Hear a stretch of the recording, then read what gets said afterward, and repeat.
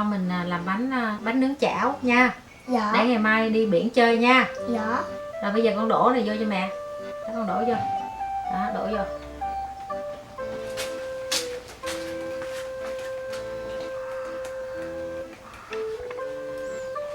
Đúng rồi. Đó, con rây cho hết bột đi nha. Vô sẽ cần con lấy sữa tươi con đổ vô nồi cho mẹ nha.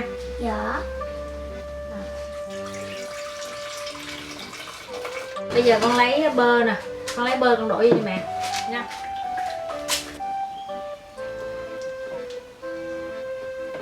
Đó, đổ bơ vô nha. Dạ. Rồi thôi được rồi, nhắc xuống để mẹ nhắc phụ em nha. Để như đây. Con bỏ đường vô. 그래. Bỏ đường vô cho mẹ. Đổ muối vô. Em đổ muối vô đi con. Rồi, đổ vani vô mẹ. Đếm 5 giọt nha. Rồi ok, thôi được rồi. Nè, con lấy cái này con quậy lên đi. Con quậy cho nó tan đường cho mẹ. Ok.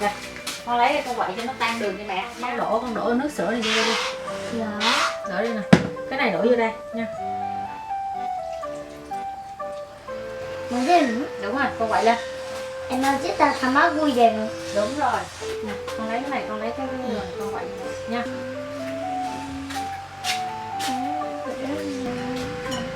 Thôi được rồi, con đặt trứng vào đây.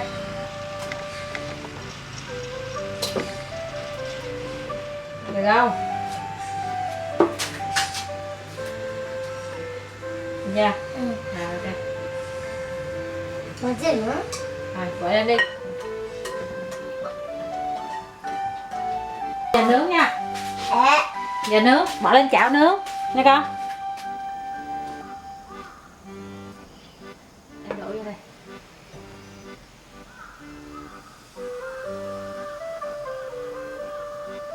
팬케이크요. Hàng kìa. Ha. Rồi thế.塊まとか。 固まっとかな。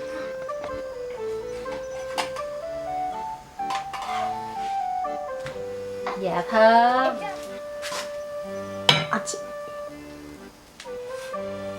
Đó. Từ từ. 이해 돼? Đổ vô đi con. 어떻게?